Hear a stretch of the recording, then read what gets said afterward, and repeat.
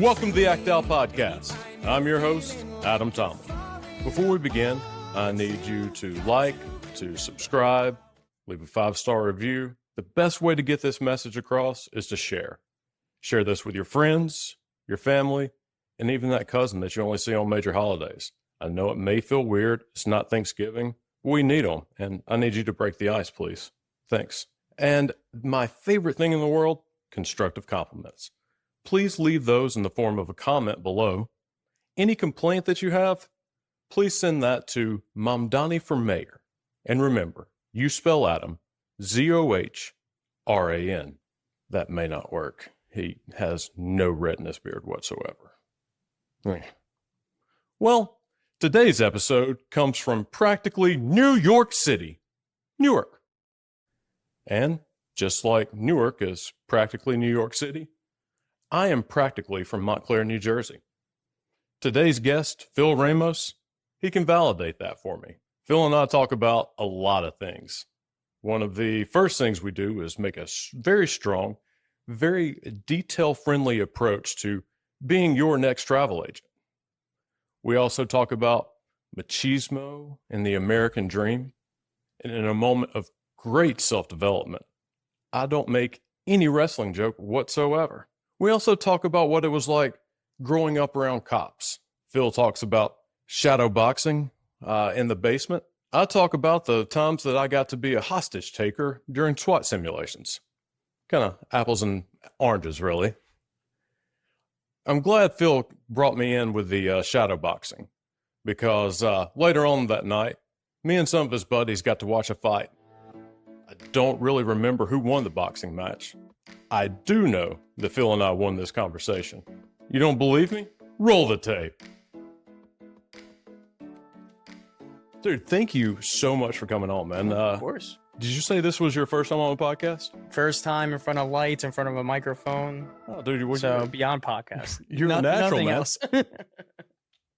I was thinking about this. You and I, are you familiar with the term meet cute? Meet cute? Yeah, meet cute.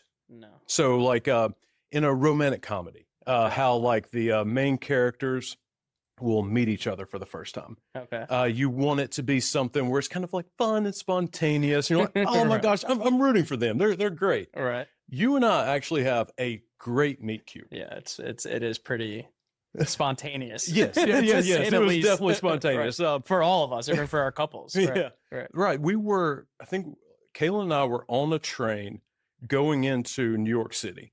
Right. And from Montclair. Yeah, from Montclair. Right. Shout out Mounties. And I think you and Daniela were in the same car. Yeah, in the same car, but coming from not Montclair, I don't think. Oh, okay. I didn't. Yeah, or maybe I forget where we were. No, I'm pretty sure that we had gotten on like at Montclair at the same time. Yeah. Okay. Yeah, or no, not at the same time. Like we got on the train, we're already on it. Right. Okay. I think. So, yeah, something like that. Mm-hmm. Right. But yeah, like that, and I think whatever plans Kayla and I had, we're like, never mind. Right. And we ended up going to some kind of like cook, a cook-off. It wasn't Smorgasbord or the thing in Brooklyn at what park is it? It's not Williamsburg, but more in. But yeah, it's basically where they have the tents out and cooks, bars, and all of that outside. And we had planned to go there. You guys hadn't. Yeah. And we met up, and Danny and Kaylin hadn't seen each other for 5+ years, maybe it was longer. A long time. And it's just like, oh, you're going here? It's like, oh, come hang out with us. Why not? And we made a day out of it, which was a blast. We had a lot of good times. So. To the point to where, like, now anytime I'm like in this area, I'm like, hey, we can hang out with them, right? Like, of course, anytime. Yeah. That first time that we had met, like, I knew we were going to hit it off because you were talking about like, hey, I'm going to come to Atlanta. Right. And the way that you were asking about spots, what I want to see, I don't want to go to like the Coca-Cola factory. Can't stand touristy stuff. Right. It irks me. Yes. I cannot. I don't want the tourist stuff. I want the stuff that the locals go to. Yep. And that is actually my exact same philosophy whenever it comes to traveling. And so I didn't even like put that in. Did I say that like one of the first conversations, like when we yeah, man. And that's something that is like has stuck with me. And now like anytime I'm going like somewhere, I'm like, Yeah, I don't want the touristy spot. Okay, Right. I want where the locals go. I knew I was gonna like you much. No, I'm joking. It was a little later when we were like a few deep at like 1 a.m. and I played Big L and you versed every single word. I was like, all right, this guy's in 100%. I wasn't expecting a guy with a southern accent from Atlanta to know every single word of Big L Flamboyant, but we had a good time to say the least. What is it about traveling that you like so much? And how does like the non-touristy spots play into that? I think it has a lot to do with being from New York and just walking in Times Square and just knowing like this is the fakest part of New York. And I get it, you know, tourists have to see the city and that's a popular spot. There's a lot of history, this, that, and the other. But just being there, I'm like, I don't want to go. When I go to France and Paris, I don't want to go to the Times Square of Paris. Like it just has a bad connotation in my head. So, and culturally, it's like leans, I think. Yeah, that is true.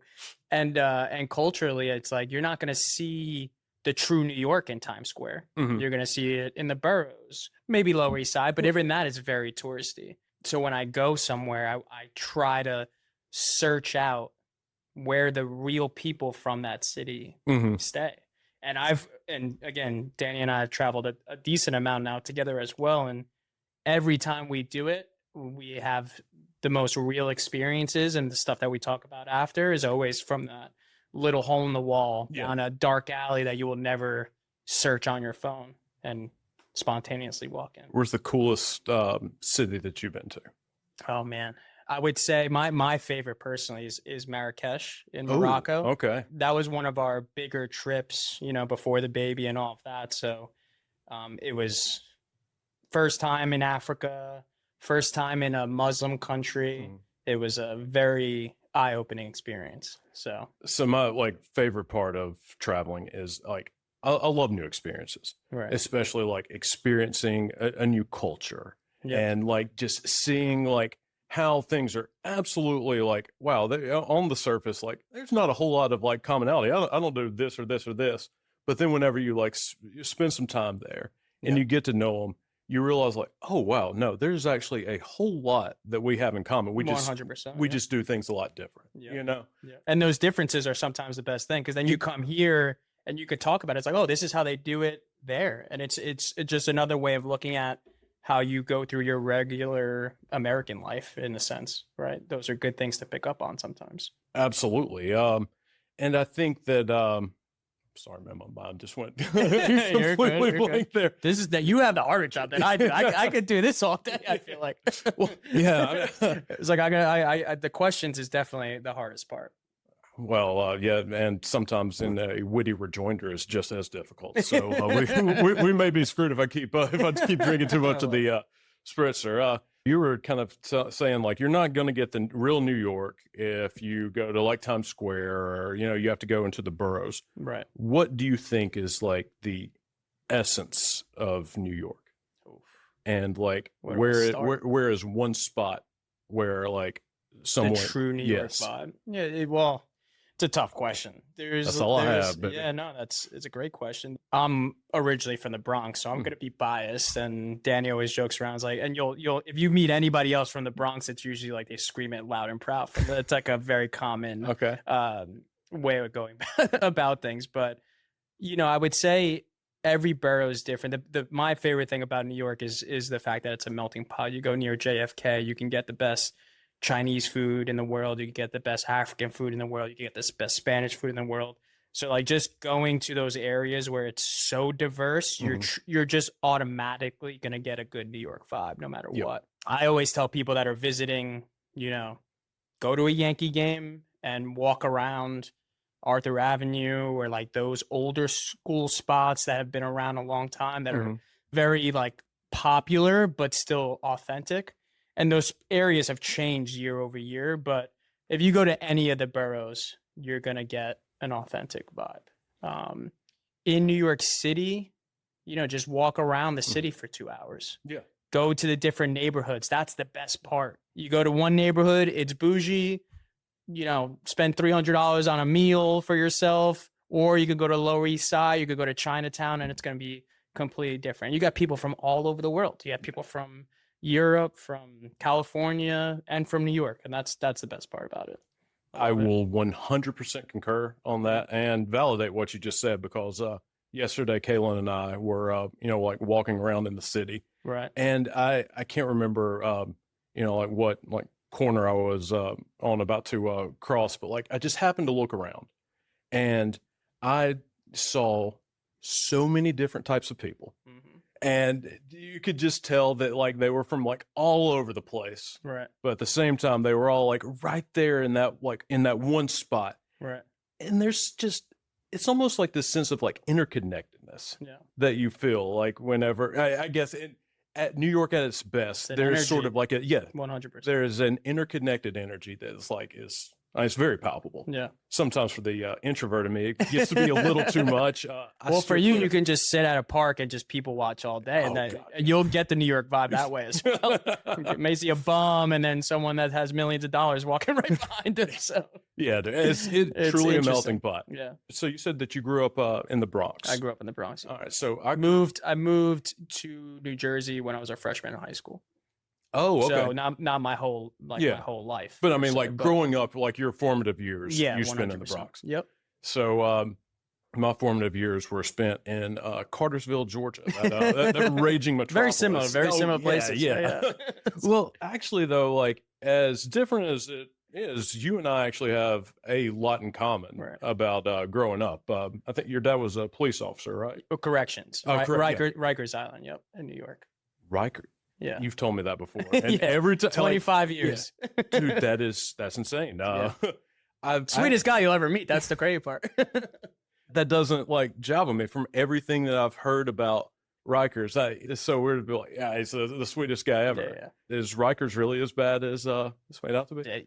I couldn't never tell you. spent time. Yeah, thankfully. From the stories I've heard, I think it's a lot different now. So when he was there, it was, during my formative years, early 90s, early 2000s, all the way through. So from what I've heard, it was very bad during that time. Oh, yeah. Rikers is a holding, so I believe folks don't stay there longer than 2 or 3 years, but it's the holding for the city. So you have all sorts of mental illness folks that probably should be somewhere else and not in prison. And then you have the worst of the worst there as well, right? And then probably some people that shouldn't ever be there, and they're accidentally. So it's a combination of things. He's definitely seen a lot, right? So it's definitely not a place you want to be, but it's very different than like a state prison where is maximum security. So it's not the same as that. But I understand what you're saying. Your dad was a cop. Yeah. My dad was a police officer for the city of Cartersville. And remind me, that's how far? That's outside Atlanta. Yeah. So Cartersville is like 45 minutes northwest of Atlanta. Northwest. Yeah. Okay. Whenever I lived there, I was like the population hovered around like maybe 15,000 or something. Got it. Okay. I think now like it's a little bigger, but whenever I was there, it was super small town. Like I grew up in a mobile home park that was like right next to a cemetery, Indian mounds, burial ground. And then there was like crazy. just huge like farmland everywhere. Right, that was my experience growing up. Right. And so like yours is a little different. More densely populated. Yeah. More densely populated. A lot more things to do as well, though, They didn't let me out as much. But yeah. What was it like growing up in the Bronx? I loved it because we grew up in, the Bronx is a very large borough as well. So you have a little bit of everything. I like to say I grew up like very middle class to low middle class. So we were always in the better I like to say that I came from Old Poor. So. Yeah, Old Poor. That's it, probably right around there. So we grew up in New York terms. You always say, we grew up in the Italian neighborhood or the Irish neighborhood, because those are typically in the Bronx at that time are a little nicer, safer, etc. So I grew up in an area right by Pelham Bay Park, which is bigger than Central Park, and not a lot of people know that. That sounded like a flex. But it's and not many people even know where it is. But it's on the far east side of the Bronx, and then we moved to Morris Park, which is a very old school Italian neighborhood towards before we moved to New Jersey. But it was nice growing up there. Playing wiffle ball in the street like any little kid. I went to a private Catholic school, so I enjoyed school. I felt safe at school. Everything was good. It was a good childhood overall. And I think to this day, that's why I love the city so much. I can never see myself, you know, and I do love the outdoors, but moving hours and hours away in the wood, I would go crazy. So I feel like that's always stuck with me. And all my family was around there. Okay. My parents were originally from there. So it was a very like neighborhood vibe. You know, a lot of the kids I went to school with, grammar school, I don't talk to them anymore, but I can tell you everything about them because we had, you know, a good childhood, good experiences overall. So you were close to a whole lot of family growing up. Yeah. So my mom's side of the family, again, everybody grew up in the Bronx, all the sisters, cousins, and everybody. My mom's side of the family, my aunt lives up in Westchester, so she was kind of in the burbs, so we would go up there a little bit. But everybody else, grandparents, everyone on my dad's side was in the Bronx. And to this day, my cousin lives down the block where I went to elementary school to this day. And then my dad's sister is still there. So a lot of folks are still there. I love going back. Oh, man, that's really cool that and a lot of the family is still there. And yeah. Not everybody, but there's still a few people. Yeah, for sure. You have Puerto Rican heritage? Correct. Is that right? Yep. We call it New Year weekend because I don't speak Spanish and Danny will kill me. She wants to kill me all the time. But yeah, Puerto Rican, everybody in the family. Who was the last person to speak Spanish in your family? Probably my parents. They still speak Spanish. Oh, they do? Okay. Yeah. And they're fluent. I don't speak it. Were your I understand grandparents from Puerto Rico? Yeah. So my, on both sides, all my grandparents were born on the island. My aunt was actually born on the island as well. She's the oldest on my mom's side, and then everybody else was born in New York. Do you know why did they want to come? I think financially. I think it was just, you know, back then, better life. A lot of my grandparents' siblings, so my granduncles and aunts, it's always like one person would come over and then tell them how well they're doing, and then everybody comes over. And that's why there's, you know, those communities to this day. They build over one person making the move, and then everything else happens. I think it was a lot similar to that case and why they came over. The courage and like the vulnerability that it would take to make that move, to make that kind of move is like so freaking, like that is so powerful to me. Like to feel confident enough in yourself, right, to be like, you know what, I think I can make it there. Yeah. I may not know the language, I may not know where things are. It's ballsy. It's very ballsy.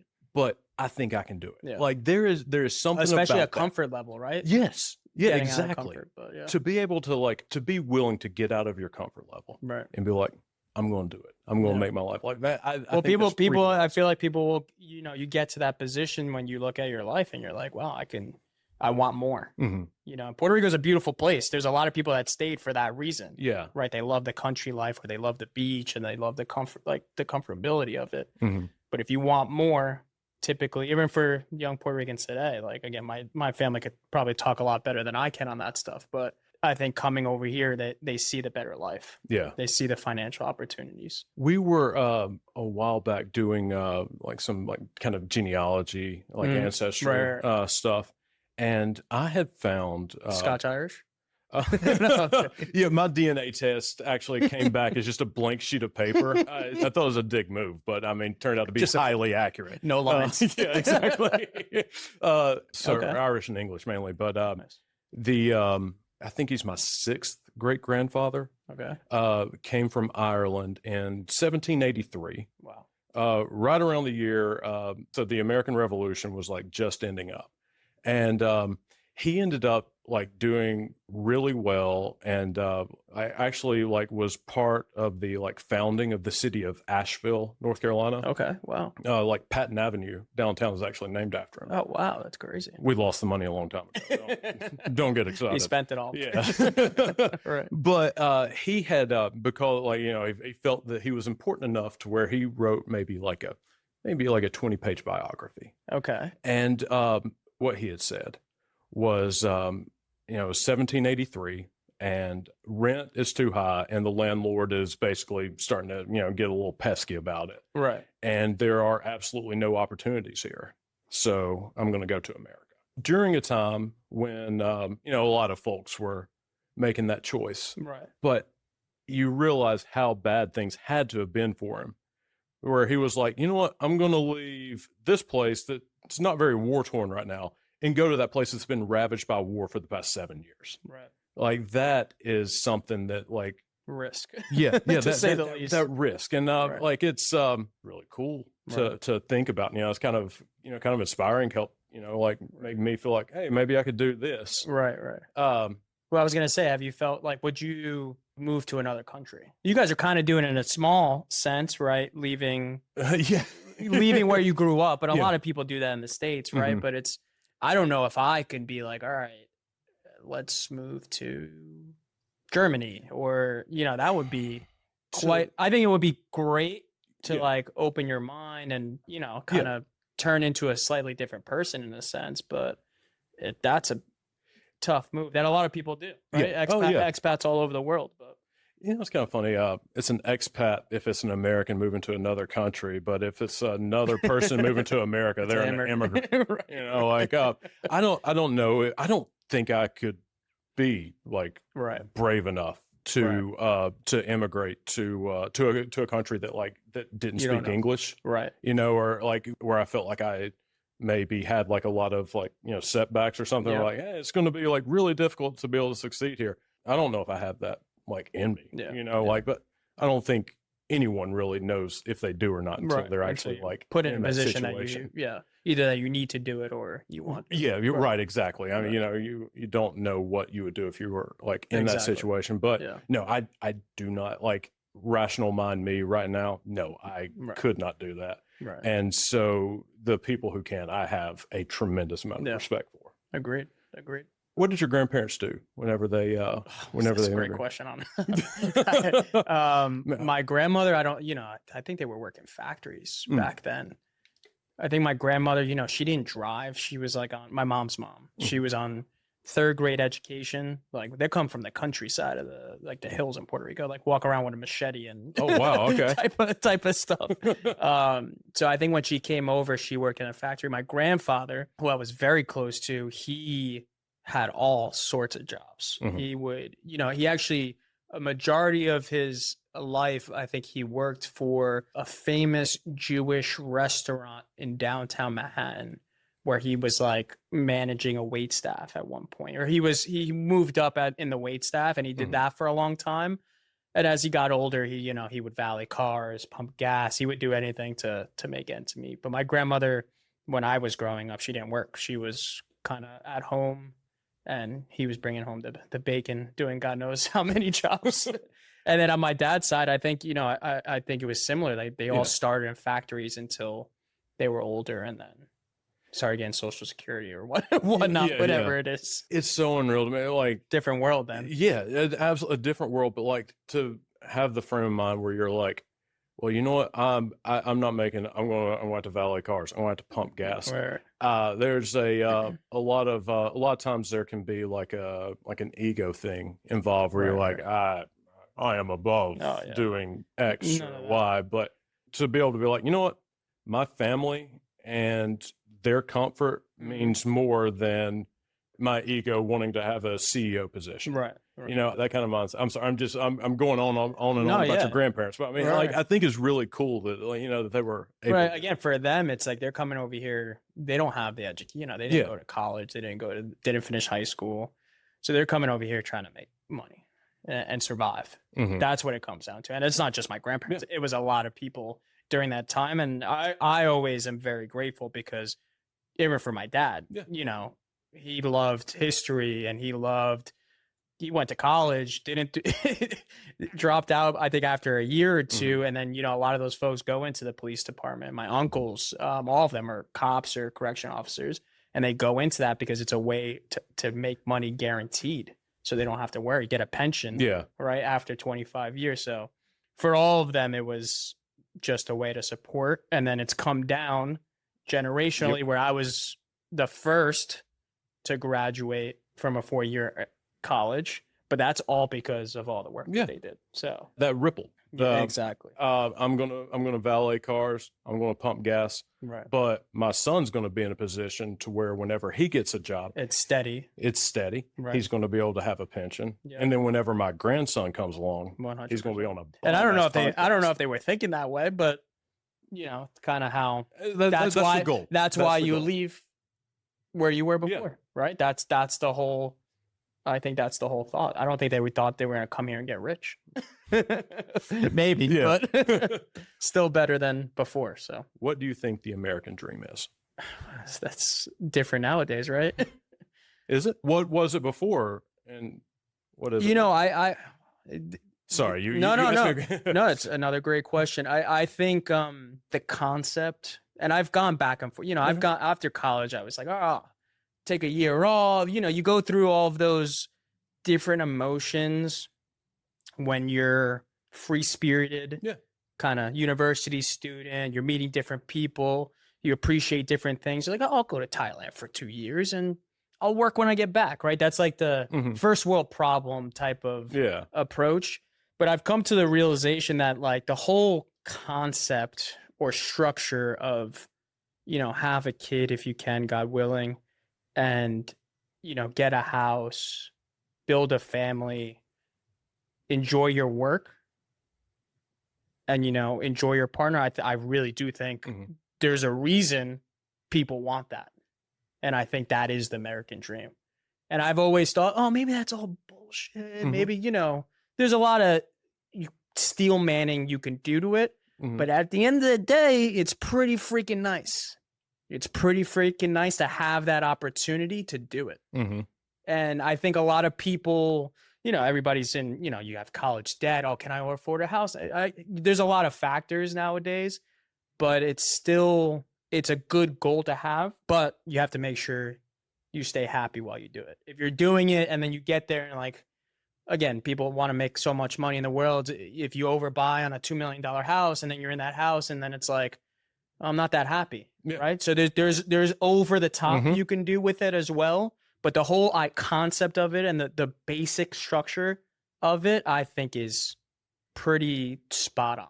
And I think it's something good to strive for. I think that's what the American dream is. I think that is extremely interesting.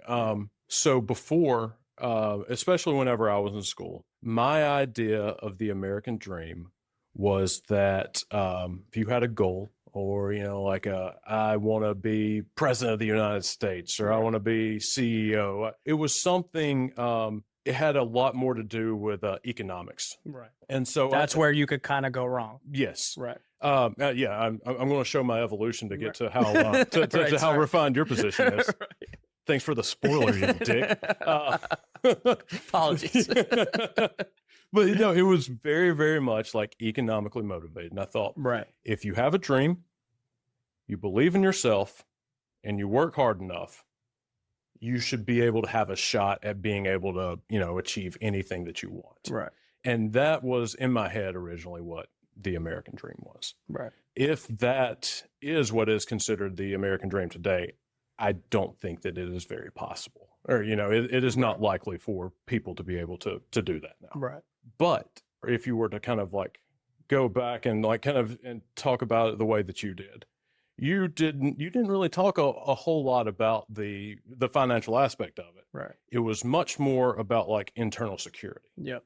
And, I think that looking at the American dream through that lens, instead of economic security so much as like internal security. Right. That's a good way to put it, actually. Yeah. I think that that's a much more attainable thing. And I think it's also a more healthy mindset to have as well. Yeah, because it's, you're always going to be disappointed, especially in a capitalist society. If, you can always have more. There's never going to be a point where you can't have more, but when do you sit down and actually like smell the coffee and be like, I'm kind of in a good freaking spot. But that's perspective though. If you don't have that perspective, you're always chasing the dog. You're going to look around and be like, I used to think like, if I could just graduate from law school, then I would feel like I've made it. Right. I graduated from law school. I don't know. Oh, well, maybe whenever Congratulations. It's not easy. I was fishing for it the whole time, man. after the law school thing, I felt absolutely nothing. Or maybe when I become a lawyer, I pass the bar and I still feel absolutely nothing. Right. And I ultimately realized that there is absolutely nothing external that I can accomplish or become or do that is going to make me feel good about myself, like long term. Right. There would be like an initial endorphin hit, but next day there would be, feelings of worthlessness and all that. Right. But now I'd say that one of the biggest things for me is kind of having the mind shift away from that, like, economic at all costs to more of the like internal security, copyright pending. But that I think has been so much better because I appreciate the things that I have way more than I ever did whenever it was just constantly like, I've got to be able to get the next thing. I got to have the next thing. Right. That mindset was not healthy for me at all. Yeah. No. And there's a lot of people that are kind of, I feel like, stuck in that way a lot of times. So. Why do you think that is? I think it's, it's human nature at a point, right? You're always going to compare yourself to other people. Kind of like a keeping up with the Joneses situation. Yeah, I feel like that's probably what a lot has to do with it. You're right. We'll go a little bit deeper. I think it has a lot to do with insecurity. That as well. Like if you came in, you're wearing a very nice watch. My watch is a little nicer, This is the cheap Rolex. It looks like a Rolex, but it doesn't cost the same. I had no idea. But got him. I think before, like had you come in wearing that watch, I would have felt so ridiculous wearing this, like you could pull that off. I don't think I could. I would probably have taken it off. You're saying in the past, that's I wouldn't have been comfortable. I'd be like, no, like Phil is like all decked out and he looks like really cool and like I look like an idiot, Yeah. But it took a whole lot of therapy and a whole lot of like brain rewiring to be able to like get to a spot where like, oh yeah, Phil's got a cool watch, but like I've got a cool one. Do you feel like you kind of thought that way as a younger kid as well? And it kind of, I would think coming where you're from, you would have maybe more perspective of, because that's kind of how I look at it. It's like I've seen both sides of the coin, right? I've basically, I see my parents struggle check to check. Yeah. And then I probably struggle check to check many of times. And then more comfort now, but not where I want to be. But I have that perspective of not tying happiness to being the next, keeping up with the Joneses type of thing. Do you feel like you never thought that way and it was just kind of ingrained as a younger kid in a sense? So whenever you don't have something, you are obsessed with obtaining it. Right. So growing up, I internalized this, like no one ever explicitly said this. It was just what I picked up from like, pop culture and things like that. But I thought that because I lived in a mobile home that like I didn't have a whole lot of like social standing. Right. And I was very insecure about that. I was insecure about not having a lot of money. And so in my mind, I didn't want to feel lesser than. And so I thought that the way to do that, the way to like feel better about myself would be to be in a position where I could buy anything or, whatever. Right. So it was a combination of insecurity and forcing your drive in a sense. Yeah, exactly. Interesting that that combination took me fairly far and was able to, like live the dream that I thought I wanted. Only for me to realize that like that dream was there was absolutely nothing there. Right. I'm sorry, man, I feel like I'm blabbering on a lot. No. I'm asking questions too. I don't know if that's the way it's supposed to. Oh yeah, no, I much prefer conversation. Yeah, exactly. I much prefer a conversation. And you and I, like the way we chop it up anyway. There's usually a whole lot of back and forth. So yeah, man, we're gonna be doing it tonight as well. Oh yeah, man, that's right. I watched a fair amount of boxing as a kid. I actually watched the when Mike Tyson bit off Evander Holyfield's ear. I was watching that. Yeah. So like y'all would watch a lot of like the fights growing up? Being Puerto Rican, it's like it's kind of ingrained. Okay. At an early age. So we would do. My dad would do it sometimes, but if there was ever a big fight, and this is going back to like pay-per-view. So this is like a big fight, and this is when boxing was much more popular in the public, but there's one big fight every year, maybe every 6 months, more so every year. So my godfather he's a NYPD detective, would invite God knows how many police officers to his house, and they would go into the basement. You remember, and I'm probably aging myself, but the massive TVs, so like 70 plus inches, but had the back that was bigger. 70 plus inches. So it would be like just the TV in the basement, and then couches and all the guys, and I would be one of the youngest there, so I would just be sitting on the floor, and God knows how many bottles of Jack Daniels are going around, and it would just be the most entertaining thing you would ever witness. I'm sure. Like, these guys are getting up, they're like they're shadow boxing the TV, and I'm like, what is going on here? Yeah. So you're watching the people you're watching with and the fight at the same time, and just a passion of just loving the fight game. It's definitely not the same like watching it today, but it's still something I'm so interested in, and I continue to try to watch as many big fights as possible. What was it like seeing those guys that are normally very buttoned up? Definitely not buttoned up. Well, at work. At work, I would hope so. But what was it like to work police officers where you're like, hey, something's going on, I should go to a cop for help? What was it like though whenever you're there? I feel like I grew up in it, so I kind of knew it. Yeah. But for an outsider, I never forget, there was a family friend that brought over his son, and they're all hanging out, and he tried to change the music on the iPhone, and they told him in their own way, don't touch the iPhone. Yeah. And he came back to his mom. He's a young kid. He was like 12. And he came back, he goes, Mommy, those people are police officers? He was so shocked. So you could only imagine they're a little different outside the environment, but I grew up in it, so it's the only thing I know. And I still, to this day, going to my uncles and like hanging out with those guys, it's like I'm a little kid because I'm so different from them now, right? I'm the one that was not in it. Now they're retired, they're old fogies, like they're just entertainment. That was always like weird for me. So my dad was on the SWAT team. Yeah, which is good. And since I was being in Cartersville, such a small town, right? They didn't have like people that would be able to play like hostages or a hostage taker, like during SWAT simulations. Yeah, for practice. They had their own SWAT team in the town. Yeah. It was the city police department. Okay, got it. But yeah, so they would have me, like 7, like 6 or 7. I would be, I would either be a hostage or a hostage taker. I'm sorry, that's some southern very rules. Southern, yes. I don't know if that would fly here.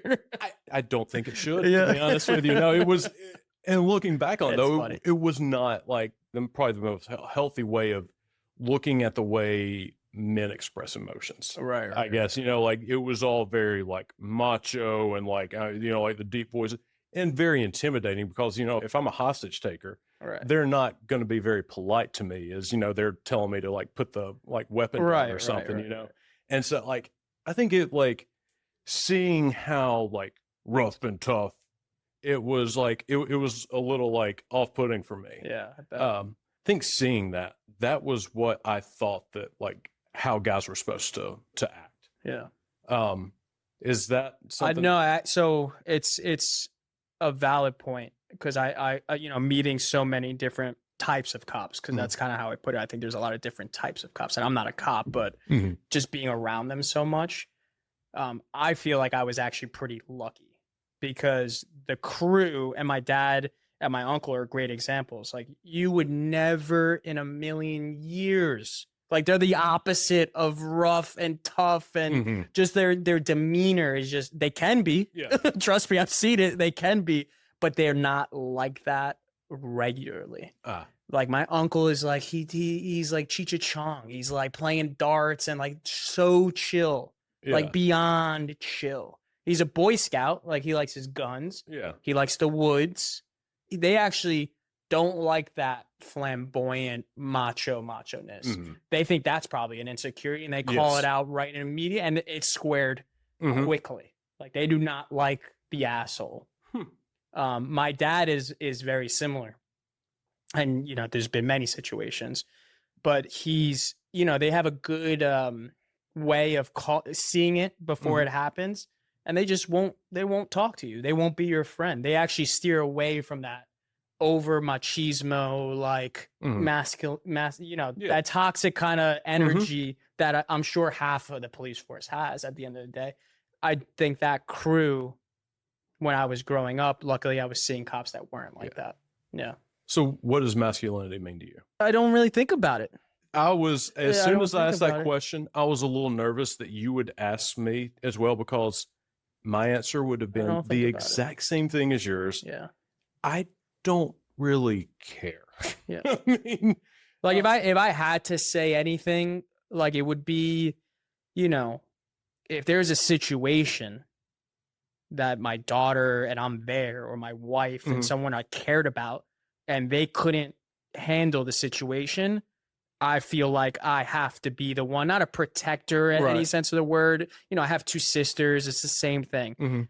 Call me, let me handle it. Like that's just, I will step up, because if you need if me, I need it, I'm there. there. Right. But I'm not gonna, you know, over position myself and be like, oh no, I got this. You know, it's not, that's not my approach. I actually like that a lot. But that's, if I had to describe it, that's the way I would describe it. Yeah. Is like being that person available to help if need be.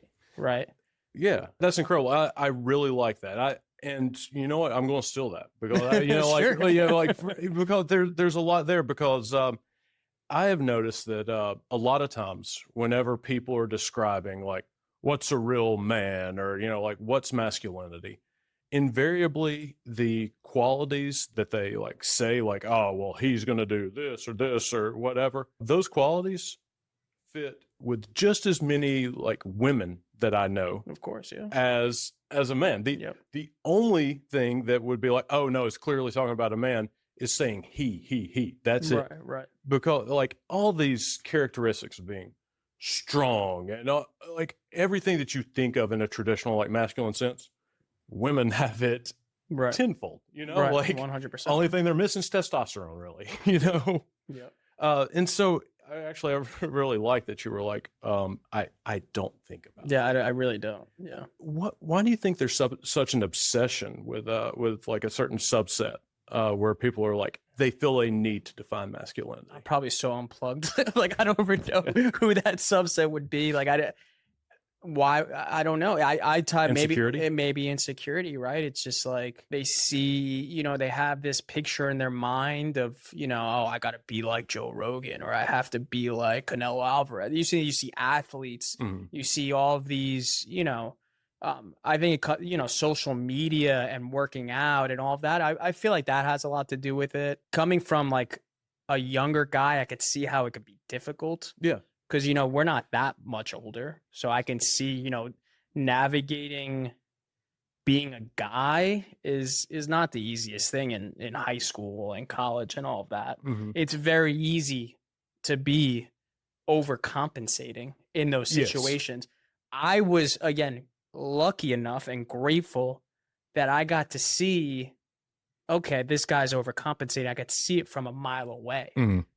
Like, I would try to ever have a conversation where it's like, I've just never been that type of person, but I could see why people would try to do it. But I don't know why it's clearly become an obsession, but I think it's a lot deeper. Yeah. Right. There's a lot of shows about it now, like the younger generation just not knowing how to handle it and then going way over the top of like being a guy. And it's just like, you know, all these, what I call assholes, like the Andrew Tates of the world and all that. Again, I'm not plugged in enough to be talking about it knowledgeably, but I would say he's an asshole. I could tell you he's an asshole. Like, it's just common. It's just clear as day. It's about money. It's about an act. Like, if a young guy can't see that, I kind of put it on the parents at the end of the day. Like, you want to kind of instill a radar on and values on which way you want to go. And if you don't, it's very easy to be sucked into any situation. And then you start thinking that way. Yeah. So I think it's an education thing too. I think it's, you know, these younger guys can easily be swayed into thinking one way or not. You touched on, I mean, a lot of things there. one of them, unfortunately, it's just the last one you said may not have been the most may not have been the most powerful one, but we're talking about how easy it is to get like caught in it. Yeah. What gets me is like, let's say that you and I are, 14 years old or something. We're in class, and I've got a crush on Kaylin, Right. and I look at her, and she could be like in the middle of like thinking about a bad day that she had or something, just like have a weird face Stink on. face, right. And then I think that she's like looking at me like that. Right. And like I get mad. I can go on like, TikTok and watch a video about, like something like an Andrew Tate. Right. And then that will easy. create an algorithm spiral 100%. To where all of a sudden now I have been, completely sucked in. Right. That is scary. Extremely it sucks scary. too. Yeah.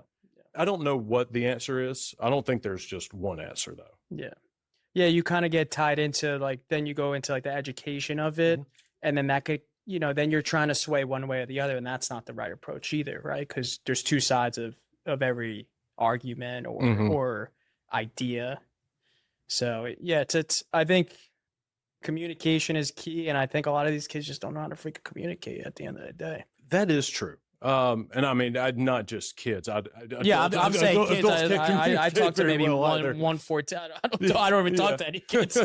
My daughter's 1, so I'm not talking to her. But from what I know, my youngest sister is 28. She's not a kid either. So it's like from what I see, I'm going off of saying kids. But yeah. No. I think that communication is an art that is not taught to anyone. And so I mean, I don't, and not purposely. It's just the nature of you can't teach something that you don't know yourself. Right. And so if you haven't been taught it, you can't then like pass it on. So I think that like there is a communication problem that goes back like a whole bunch of generations. 100%. Actually, all of these problems go back of a whole bunch of generations. So let's just try to solve this real quick. It might take like 5 or 10 minutes. It's not an easy problem. Yeah. Communication is definitely going to be like something. And what about like to be able to like internal security? I think internal security is like to where what you and I were talking about, where you're not worried about keeping up with the Joneses, or like, oh, so-and-so is benching 300, I have to bench 305 or whatever, Right. How do you think that we can advocate for, for people to, like try to be more secure internally as opposed to the online world of, keeping up with the Joneses? It's a tough question. I think I'm just thinking of like if you're in that position, I'm not even thinking kids. You're a finance guy, you're making a lot of money, you're, overly aggressive at a bar, and you continue to do that. Why do you continue to do that? There has to be some sort of feedback loop that is happening. Are you getting rewarded for that? Right. And I think it really comes down to, it's a people problem. I don't think you're getting rewarded. You're probably getting triggered. There's something that, the thing that you just said, the finance guy that goes into a bar and gets aggressive. Right. Obviously we're just kind of making things up, but like, it's a guy that, he's clearly insecure. Exactly. Right. Has clear insecurities, where he's like going to a bar and not like just going to have a couple of drinks with friends, but going to get to the point to where he's going to want to start fights. Right. I would say that there's obviously alcohol use disorder there, but it would be something maybe that happened before, where whatever is like triggering him to fight is probably just a manifestation of a whole bunch of things that happened at work that he didn't let out. Right. But then it comes back into that, you're saying that inner peace or inner health. It's like inner security. Like copyright pending. Yeah. I was trying to change it, see if you like that, if you picked up on any of the other ones. Like how do you teach that? I don't know, man. I don't even know where to start with something like that. It's you could do a lot of mushrooms probably. That's probably a start. I was going to say use the other use the other side of your brain maybe. It's not an easy problem to solve whatsoever. There has to be the dialogue. I feel like most of these people, that are thinking this way have probably strong values, and it's actually going back to those, right? And I don't know if a lot of people go to therapy, like those type of people even look to go to therapy. Do they know they have a problem? You have to have people around you that say, listen, you're not acting great, right? Like maybe you should, whatever lane that is, maybe you should try to get to those core values that hopefully are good ones. Yeah. And that will kind of ground you a little bit. I can't remember. That's like a lot of people that Yeah, we're talking about a big subset of the population here. Oh no, very much Right. so. I can't remember if it was whenever Kathleen, my therapist, was on the podcast, or if it was in session. That was, I watched that. Yeah. I watched. Well, I hope you watched. No, it I did. Well, that's the only one that's out, I believe. Other than the couple. Okay. Anyway, we can cut that part out. He doesn't even know where he is. No, but there was at one point she said, maybe she sees like 25 people a week, give or take. Right. Only 3 of those are guys. So, like 22 out of 25 are girls, and like only 3. Does she have a guys. specialty, or is it that's just?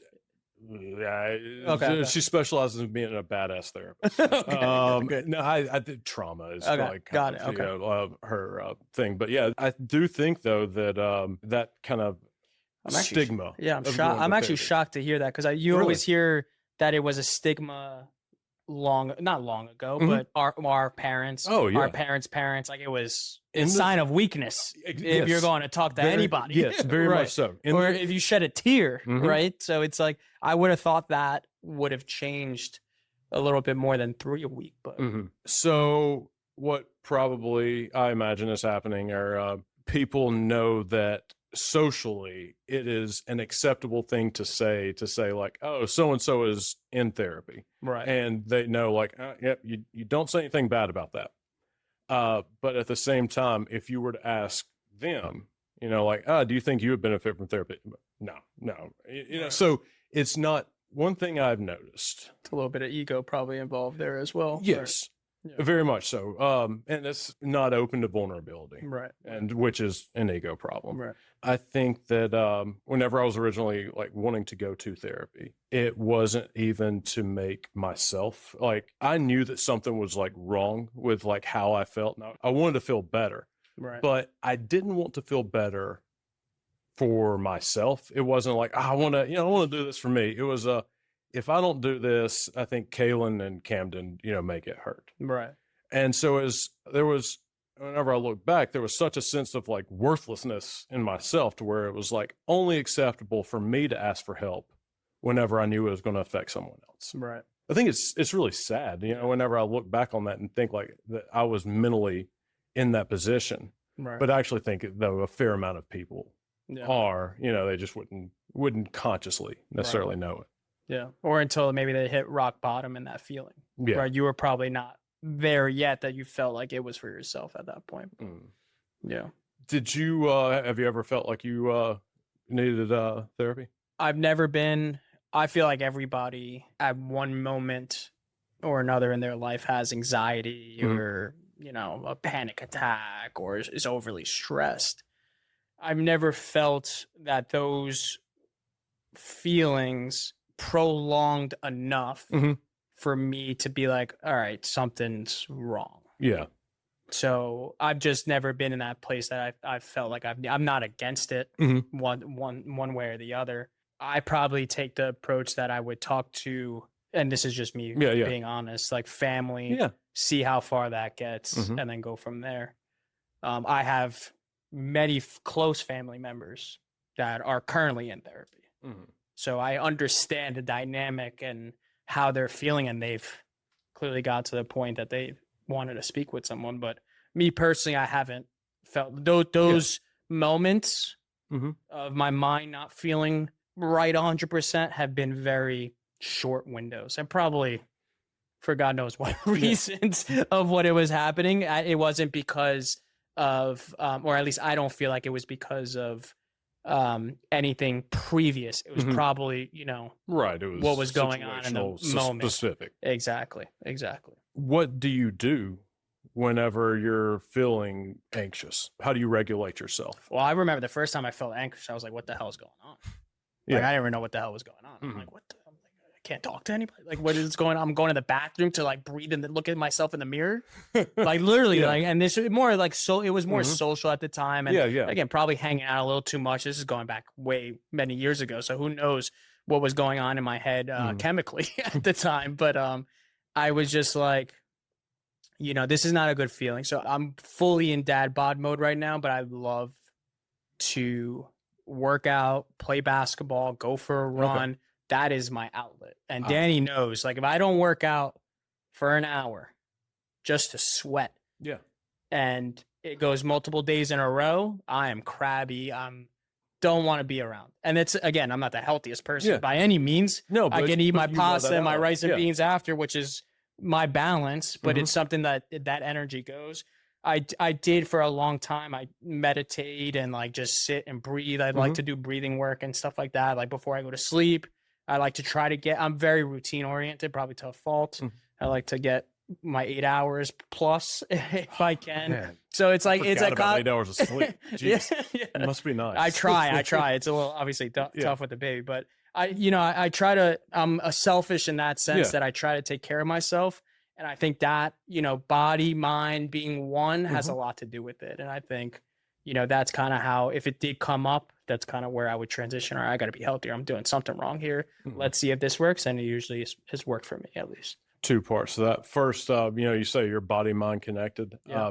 I was actually, I think in my episode with Kathleen, my therapist, I told her that I think I felt like my body and mind connected for the first time whenever I was 38.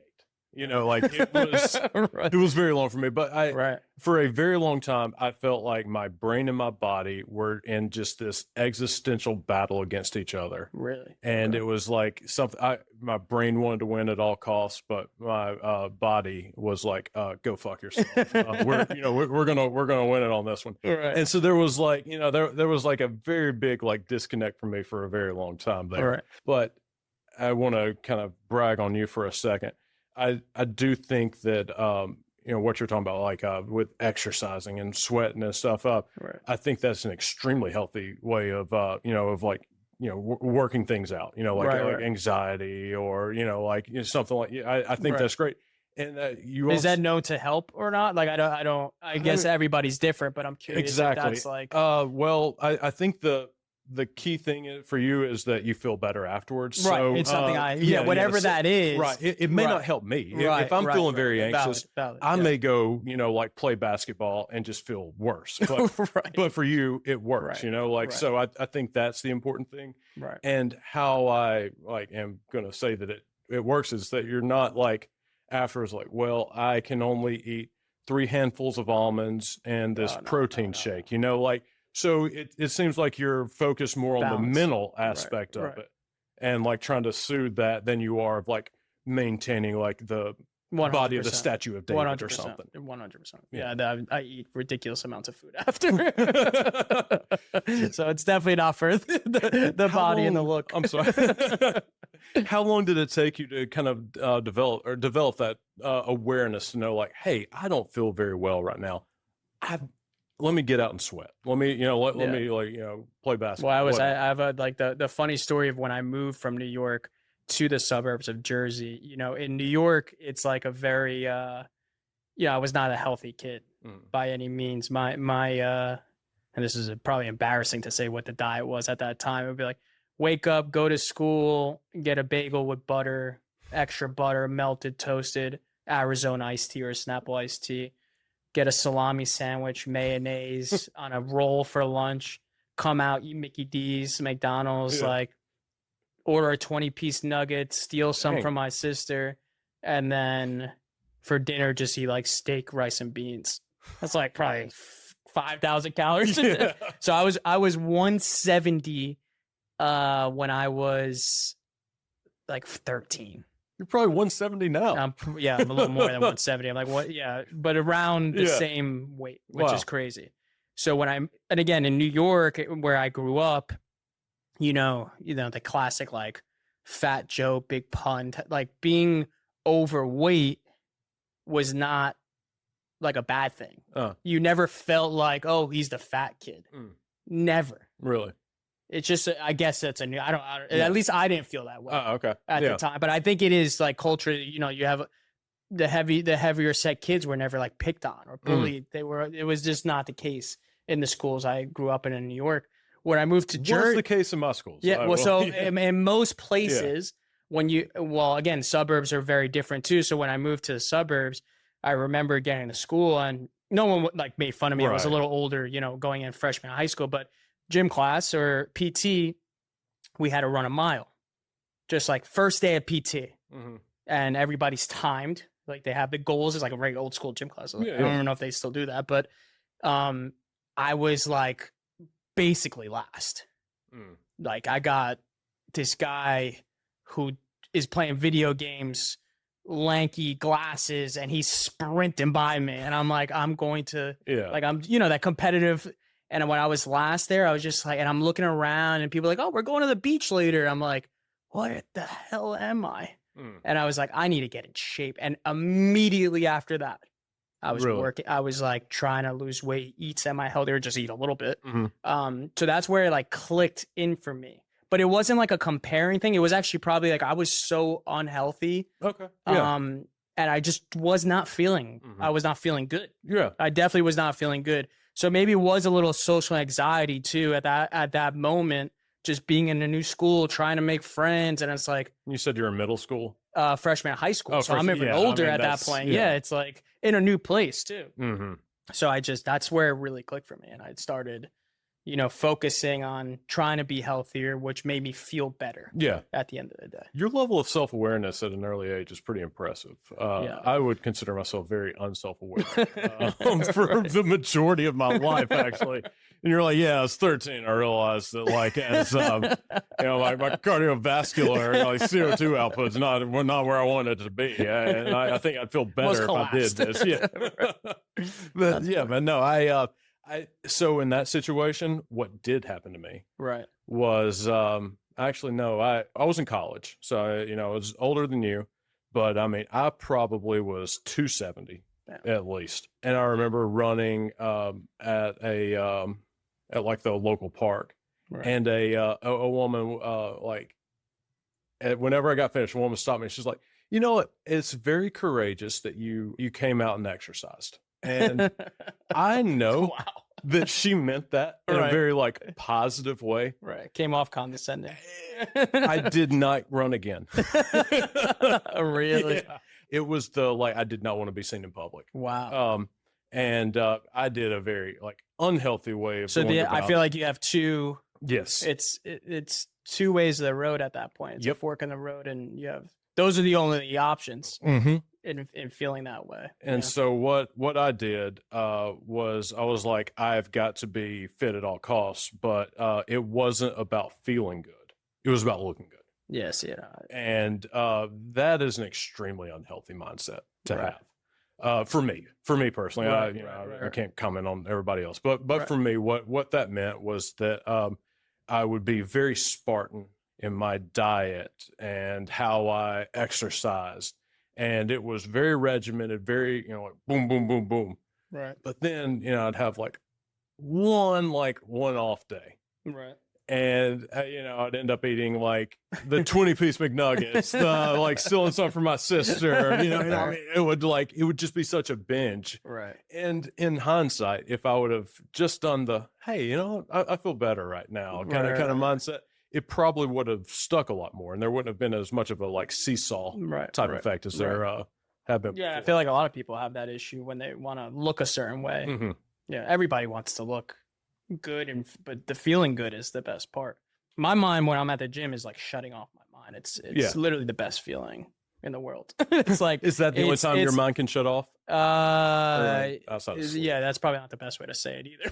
Well, no, but you know, like you can kind of get like a flow state. Exactly. Yeah, I knew what you meant. Yeah, I would say that's probably the most peaceful time. Really? Yeah, 2 hours of basketball is like the most peaceful time. It really, because you have the camaraderie too. So you're doing a lot of different things at once. But like when you're actually playing it or lift or working out, it really is like a very relaxing hour. Would you consider yourself an extrovert? It's funny you say that because I've told people that I'm an introvert. Okay. Actually. Yeah. Well, I'd assumed that you were an introvert. But most people, I've heard people say I'm more social than I say I am. Well, it's not about social. Okay, like, so, so where is how you get your energy. I get my energy from like being away from people. Yeah, so I would say I do as well. I need to have my alone time. But Yeah. you were saying that the basketball and the camaraderie. That's why I was thinking maybe that you kind of picked up energy. Yeah, but I think that aspect of it is just like it's important. Like it makes me Is it again more the social aspect?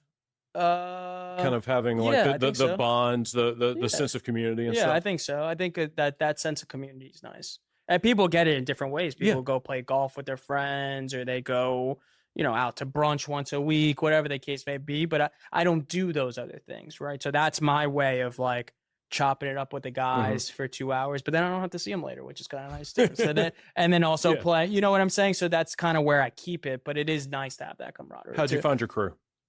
Just our crew currently. It just has grown organically. When I moved to Jersey City, I started playing at the park, shoot around, meet one guy, pick up, and then now we've had like, all right, we're all, we're not good, but we're all around the same age. We all play around the same speed, and now we have like a good three day a week solid crew. So one of my conversations that you did not hear apparently with LeVar, he and I were talking. He had just moved from Atlanta to Minneapolis. Okay. He and I were kind of talking about how difficult it was to make friends whenever you move to a new city. Yep. And one of the things that we were talking about is like, it's really hard to like want to go out or to like, kind of put yourself out there. Right. But you were saying for basketball and like your crew, that was all you did. Organic. Was you went to a park, had a basketball, and was like, hey, what's up? Exactly. Yeah. That's how it started. Yeah. How? And it's been years now. So that crew's like, some people have moved, some have come in, but it's always been around 10 to 15 guys all the time. Have you always been like that? Or is like just to have the courage? Yeah, I would throw myself out there. You would? Okay. Yeah, 100%. Like if I didn't have basketball, I would go do something else. I would go to a kickboxing class, or I would, if you go for a run, or I'm not like what are kind of like other social like clubs and stuff like that. I don't know if I would do that. I would do something that's like interesting to me that I want to be involved in, and then just go out there and see what happens, basically. Yeah, but I would do it in another aspect that's not basketball. Yeah, I would. Let's say now you didn't have the basketball crew. You got Danny and Sophia. Sophia was like 14 months. Or, I'm sorry, 1 year, 2 months. Yeah. How would you, if you were moving from Jersey City to Norfolk, Virginia, right? What would you try to do to kind of like build that sense of community in a new place? Yeah, I would probably go to try different things that are physical, right? And see, I know like I'm not into CrossFit, but CrossFit gyms have a community. I've done jiu-jitsu; those always have a community. Basketball, you always have a community. So I would try. All right, where are the parks? Where are the local gyms? Go in there. You got to give it time. It's not gonna, and I'm not searching for it either. Like I want it to grow organically. I want to like the people I'm hanging out with too. It seems like you're focused on quality, as opposed to. And I do my research where to go and all of that, and then I go and see. And I think I will say I'm not one, and my family knows this. I'm not one to go out, especially with Danny and Sophia, or just alone and just start talking to people. Right. I'm the opposite of that. I'd rather not talk to anybody usually in those situations. So I try to find it where there's common ground. And if that's like different type of club, anything that I'm interested in at the end of the day. You are a fascinating man. Really? I don't think so, but thank you. An average Joe. Oh man, aren't we all though? That's true. No, I've had an absolute blast talking to you, man. Oh, same here. Been a pleasure, bud. Phil, thank you for acting out with me, man. Appreciate it. Thank you.